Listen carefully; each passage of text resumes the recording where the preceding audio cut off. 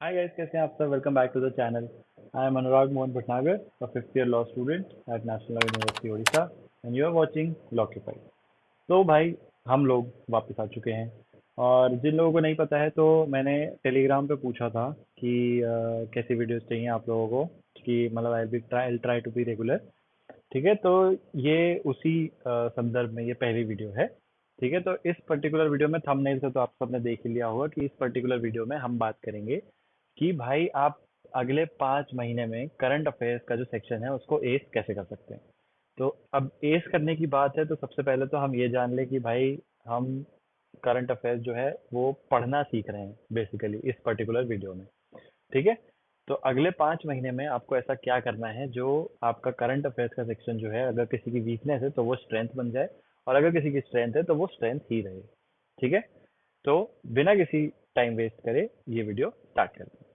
अब भाई video start करने से पहले मेरी एक रिक्वेस्ट है कि भाई इस वीडियो को बिल्कुल भी स्किप मत करना। ठीक है, गलती से भी मत सोचना कि तुम स्किप करके आगे बढ़ जाओगे, क्योंकि क्या है कि इसमें इसको इस पर्टिकुलर वीडियो को मैंने 4-5 इंपॉर्टेंट पॉइंट्स में बांट रखा है।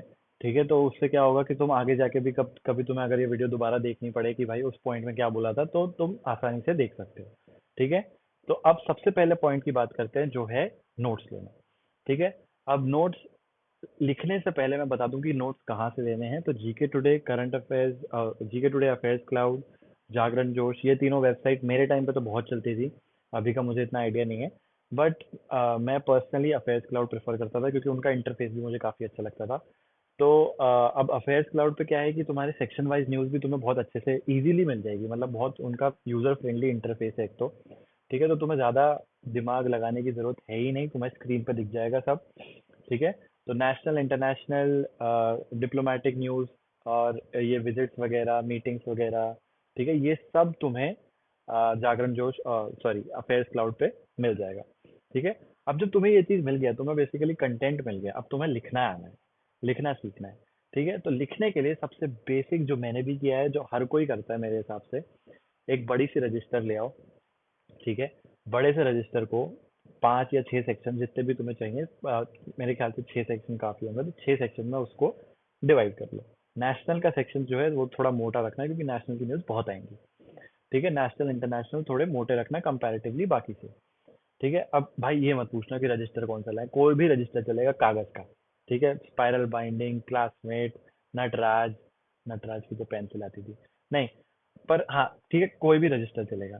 ठीक है, अब उस रजिस्टर को तुम जब डिवाइड कर लोगे तो डिवाइड करके उसको लेबल करना है national, international, sports, banking, finance, awards and honours, bilateral visit.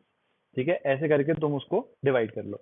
ठीक है, डिवाइड करने के बाद जब तुम लिखना स्टार्ट करोगे करंट अफेयर्स, तो 2 पेन से लिखना। ठीक है, एक पेन से मत लिखना, तुम्हें कुछ समझ नहीं आएगा बाद में जब तुम रिवाइज करने बैठोगे। रेड और ब्लू।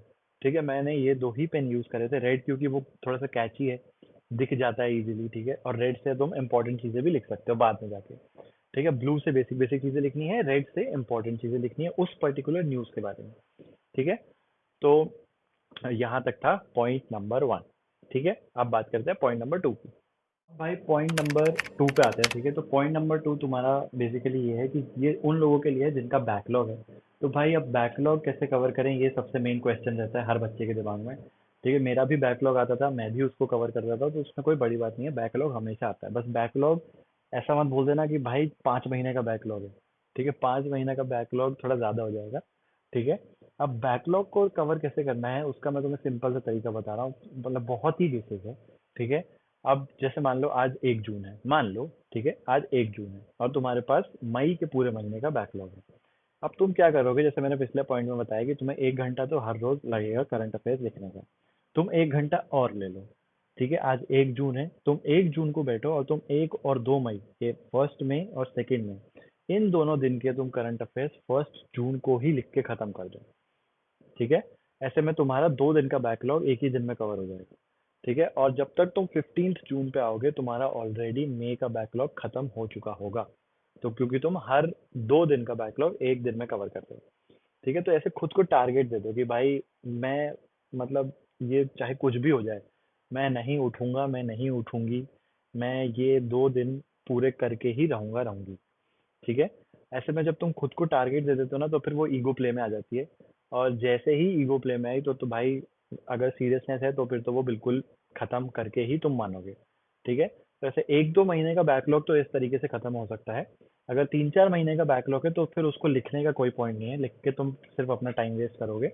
अगर 3-4 महीने का बैकलॉग है तो भाई तुम वेबसाइट्स पे जाके क्विजेस दो, उन जो दो भी तुम्हारे 3-4 महीने का बैकलॉग बचा हुआ है। जैसे मान लो तुम्हारा फरवरी और जनवरी का बचा हुआ है, जनवरी फरवरी मार्च अप्रैल का बचा हुआ है, तो तुम जीके टुडे पे जाओ। जीके टुडे पे सेक्शनल क्विजेज आती हैं, मंथ वाइज भी क्विजेज आती हैं।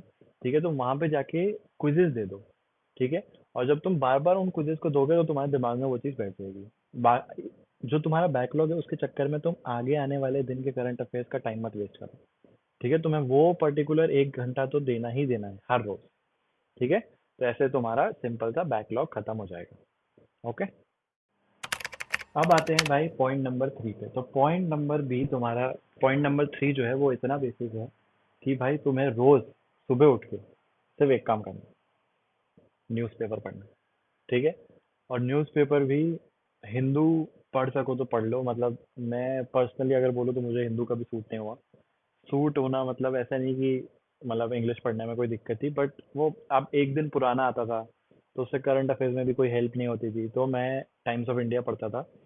ठीक है, तो मतलब ये मैं बता नहीं रहा हूँ कि तुम्हें कौन सा न्यूज़पेपर पढ़ना है। दिल्ली में तो उसी दिन आ जाता है, तो अगर दिल्ली वाले बच्चे हैं तो भाई हिंदू ही पढ़ लो, कोई दिक्कत नहीं है। बाकी लोग भी हिंदू पढ़ सकते हैं, मतलब अपना अपना भाई पर्सपेक्टिव है कि तुम्हें कौन सा न्यूज़पेपर पढ़ना है। ठीक है, न्यूज़पेपर पढ़ लो बस। ठीक है, हिंदी का नहीं, हिंदी का नहीं, पत्रिका दैनिक भास्कर नहीं पढ़ना है, इंग्लिश का पढ़ना है। ठीक है, और इंग्लिश के कोई भी न्यूज़पेपर तुम उठा लो, तुम बस उसको पढ़ लो। अब इसके फायदे मैं तुम्हें गिना रहा हूँ, इसके फायदे इतने सारे हैं कि कुछ कहने की हद नहीं है। सबसे पहले तो तुम्हारी इंग्लिश सुधरेगी। ठीक है, इंग्लिश के बिना तुम क्लैट निकाल ही नहीं सकते। ठीक है, तुम्हारी वोकेबलरी सुधरेगी, तुम वोकेबलरी के नोट्स बनाओगे, तुम भाई नए नए वर्ड सीखोगे उससे। ठीक है, फिर तुम्हारी रीडिंग इंप्रूव होगी। रीडिंग जो भाई इतना मेन है क्लैट के पेपर में, कि जिसकी रीडिंग अच्छी नहीं है वो क्लैट का पेपर उतने कम टाइम में कर ही नहीं सकता। ठीक है, और सबसे इम्पोर्टेंट जो बेनिफिट है वो इसका ये कि तुम डबल रिवीजन कर लोगे अपने करंट अफेयर्स का। डबल रिवीजन कैसे, कि जैसे मान लो आज 1 जून है, तुमने 1 जून को सुबह उठ के न्यूज़पेपर पढ़ लिया।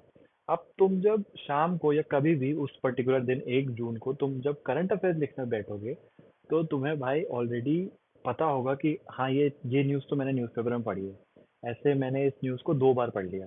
एक बार न्यूज़पेपर पढ़ते समय पढ़ लिया, एक बार वेबसाइट पे पढ़ लिया, और जब मैं नोट्स बना लूंगा तो मैं उस समय भी दोबारा लिखते हुए तो पढ़ ही लूंगा। ऐसे मेरा 3 बार रिवीजन हो रहा है। ठीक है, तो तुम सोचो तुम 3 बार रिवाइज कर रहे हो एक ही न्यूज़ को, तो वो तुम्हारे दिमाग में क्यों नहीं बैठेगी भाई। ठीक है, तो न्यूज़पेपर पढ़ना आदत डाल लो, अगर नहीं डाली है अब तक। 5 महीने हैं, 5 महीने भी तुमने पढ़ा तो भाई बहुत बेनिफिट करेगा तुमको। ठीक है, तो न्यूज़पेपर पढ़ने की आदत डाल लो।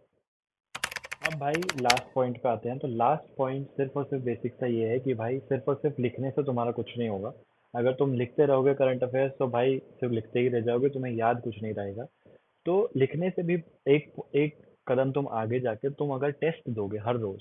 ठीक है, पिछले 1 महीने का जितने भी तुमने करंट अफेयर्स करे, तुम अगर कॉन्फिडेंट हो कि भाई हाँ पिछले 1 महीने के करंट अफेयर्स जो मैंने लिखे हैं मैंने उसको पढ़ लिया है, अब मैं टेस्ट दे सकता हूँ। जागरण जोश पे टेस्ट आते हैं, जीके टुडे पे टेस्ट आते हैं, अफेयर्स क्लाउड पे टेस्ट आते हैं, भाई बथेरी वेबसाइट्स हैं जिन पे टेस्ट आते हैं और तुम टेस्ट वो दे सकते हो।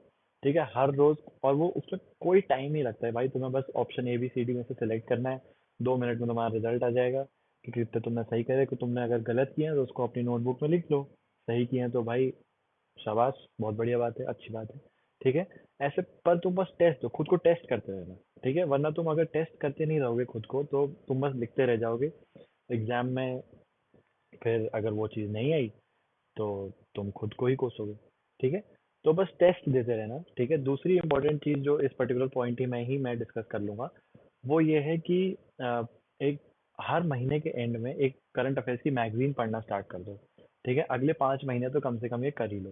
ठीक है, क्योंकि क्या है कि जनरली ऐसा ट्रेंड होता है कि क्लैट का पेपर जब बनने लगता है तो मतलब सितंबर अक्टूबर नवंबर दिसंबर ये 4 महीने बहुत इंपॉर्टेंट हो जाते हैं, मतलब इसके क्वेश्चन आने की प्रोबेबिलिटी बहुत बढ़ जाती है। ठीक है, तो इसलिए मैं बोल रहा हूँ कि अब ये आदत लगा लेना कि हर महीने के एंड में तुम्हें उस पिछले महीने की, मतलब मई अगर खत्म हो गया तो तुम मई के एंड में उस मई मंथ की प्रतियोगिता दर्पण करके एक मैगजीन आती है। कोई भी तुम मैगजीन पढ़ सकते हो, पर मैं पर्सनली प्रतियोगिता दर्पण पढ़ता था। ठीक है, तो प्रतियोगिता दर्पण को तुम पढ़ोगे। ठीक है, 1 जून को बैठ के तुम प्रतियोगिता दर्पण पढ़ोगे, और जो भी न्यूज़ तुमसे मिस हो गई हो, अब भाई वेबसाइट की भी तो मतलब एक पॉइंट ऑफ टाइम के बाद आके नॉलेज तो लिमिट हो ही जाती है ना। वेबसाइट पे तो हर चीज़ नहीं डाल सकती, जैसे न्यूज़पेपर में हर चीज़ नहीं आती, वेबसाइट में भी हर चीज़ नहीं आती। पर प्रतियोगिता दर्पण मेरे ख्याल से बहुत एक्सक्लूसिव और एक्सक्लूसिव मैगजीन है, उसमें हर चीज़ आती है। तो अगर तुमसे कोई चीज़ मिस भी हुई हो तो प्रतियोगिता दर्पण में भी पढ़ लो, और तुम अपनी नोटबुक में भी लिख लो, ताकि तुम जब एंड में क्लास से पहले जब तुम रिवाइज कर रहे हो तो तुम्हें बार बार मैगजीन खोल के ना देखना पड़े। ठीक है, तुम्हारे जो करंट अफेयर्स की नोटबुक है, जो 5 सेक्शन में डिवाइड करी है तुमने मोटी सी नोटबुक लाके, उसी में तुम्हारा सब कुछ हो। ठीक है, तो इससे तुम्हारा रिवीजन भी हो जाएगा, और तुम्हारी जो मेमोरी है, तुम्हारी जो करंट अफेयर्स है उस पिछले 1 मंथ के, वो भी ब्रश अप हो जाएंगे। ठीक है, तो गाइज इसी के साथ हमारी वीडियो यहाँ पे एंड होती है। अगर वीडियो अच्छी लगी हो तो लाइक करना, चैनल पे नए हो तो सब्सक्राइब कर लेना, एंड अपने दोस्तों के साथ शेयर करना चैनल को। ठीक है, और इम्पोर्टेंट चीज़ ये है कि टेलीग्राम सब्सक्राइब कर लेना, टेलीग्राम पे आ जाना। ठीक है, उस पर मैं क्वेश्चन पूछता रहूँगा कि भाई तुम्हें कैसी वीडियो चाहिए। तो मतलब वहाँ वो टेलीग्राम चैनल तो तुम ज्वाइन कर लेना, लिंक डिस्क्रिप्शन में है। ठीक है, and I see you in the next class. Bye bye.